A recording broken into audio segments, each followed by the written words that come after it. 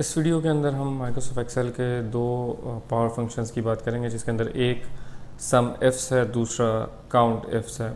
सबसे पहले हम सम इफ्स से स्टार्ट करते हैं। सम इफ्स का जो फंक्शन होता है वो आपकी किसी भी रेंज को सम करता है based on some criteria. Primarily इसके तीन पैरामीटर्स होते हैं, हम इसको देखते हैं कौन कौन से। सबसे पहले हमने लिखा equals to sumifs brackets open. सबसे पहली चीज़ ये आपसे मांगता है सम रेंज। सम रेंज से मुराद ये है कि किस रेंज में वो वैल्यूज़ पड़ी हुई जिसका आप सम करना चाहते हैं। उसके बाद वो आपसे मांगता है क्राइटेरिया रेंज 1। अब क्राइटेरिया रेंज बुनियादी तौर पर वो रेंज है जहाँ पर आप कोई क्राइटेरिया को या कोई भी कंडीशन को चेक करेंगे। प्राइमरीली जब आप क्राइटेरिया रेंज 1 की बात कर रहे हैं, दैट सेज कि आपके पास इसी तरह की कई सारी रेंजेस हो सकती हैं। आप criteria range 1, criteria range 2, criteria range 3, so on and so fourth कर सकते हैं। जैसे आप क्राइटेरिया रेंज 1 देते हैं, उसके बाद जो आपके पास पैरामीटर आता है that is with the name of criteria 1। तो इसका मतलब ये हुआ कि आप सबसे पहले सम की रेंज देते हैं कि किस रेंज को आप सम करना चाहते हैं। फिर आप ये बताते हैं किस रेंज के अंदर आप उन वैल्यूज़ को चेक करना चाहते हैं जिसका आपको सम चाहिए। और थर्ड चीज़ आपके पास क्राइटेरिया होती है। आप यहाँ पर देखेंगे क्राइटेरिया 1 के बाद आपके पास क्राइटेरिया रेंज 2, क्राइटेरिया रेंज और criteria 2, then criteria range 3, criteria 3, इस तरह की कुछ चीज़ें अवेलेबल हैं। लेकिन वो तमाम की तमाम वैल्यूज़ स्क्वायर ब्रैकेट्स के अंदर इंक्लोज हैं। हम पहले भी ये डिस्कस कर चुके हैं कि स्क्वायर ब्रैकेट्स का मतलब ये होता है कि ये पैरामीटर्स ऑप्शनल हैं।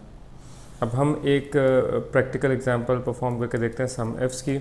हम ये चाहते हैं कि इस स्पेसिफिक शीट में से उन सेल्स को टोटल करें जहाँ पर हमने मेल के क्लोथ्स को सेल किया है। हमने कहा equals to sumifs brackets open.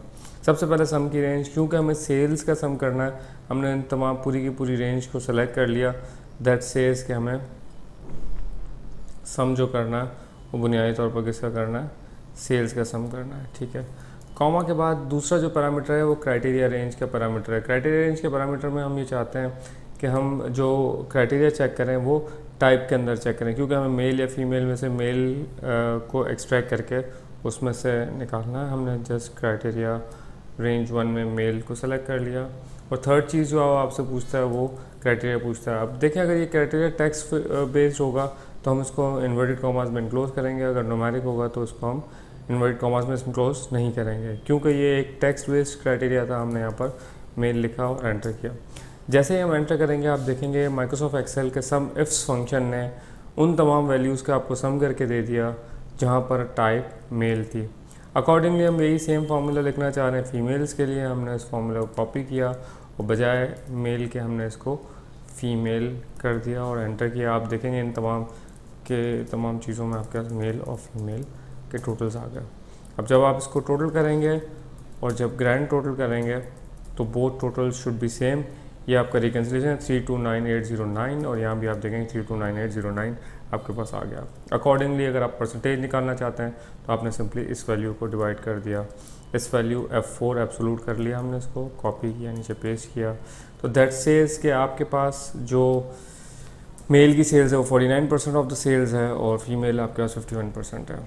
इसी फॉर्मूला को हम एक और एंगल से देखते हैं। हम ये चाहते हैं कि वो वैल्यूज़ जो कि 2010 जनवरी से पहले की हैं उनका हमारे पास टोटल आ जाए। तो हमने सिंपली क्या किया, वैल्यूज़ लेस दैन 2010 जन, हमने लिखा equals to sumifs brackets open. और क्योंकि हम सेल्स का सम करना चाह रहे हैं, हमने सेल्स की पूरी रेंज को सेलेक्ट कर लिया और हमने ये बता दिया कि कॉमा। अब हमें क्राइटेरिया की रेंज देनी है इस मरतबा, क्योंकि हम डेट की बात कर रहे हैं तो हमने डेट का क्राइटेरिया दे दिया और उसको भी हमने नीचे तक सेलेक्ट कर लिया जहाँ तक हमारी रेंज थी। अब जो क्राइटेरिया आएगा, क्योंकि ये अगेन डेट टाइप का क्राइटेरिया हमने बताया, जहाँ पर लेस देन हो, किससे लेस देन हो, 01 जनवरी 2011। जैसे हम एंटर करेंगे आप देखेंगे आपके पास वैल्यूज़ लेस देन 2001 जनवरी तमाम की तमाम आ गई। इस स्पेसिफिक वीडियो के अंदर हमने ये देखा कि सम इफ्स का जो फंक्शन होता है वो आपसे तीन पैरामीटर लेता है। सबसे पहले सम की रेंज, देन क्राइटेरिया की रेंज एंड देन क्राइटेरिया। हमने ये डिस्कस किया कि सम की रेंज और क्राइटेरिया की रेंज नॉर्मल रेंज होती है और क्राइटेरिया अगर ये टेक्स्ट टाइप का है तो आप उसको इन्वर्टेड कॉमास के अंदर इनक्लोज करेंगे। Thank you.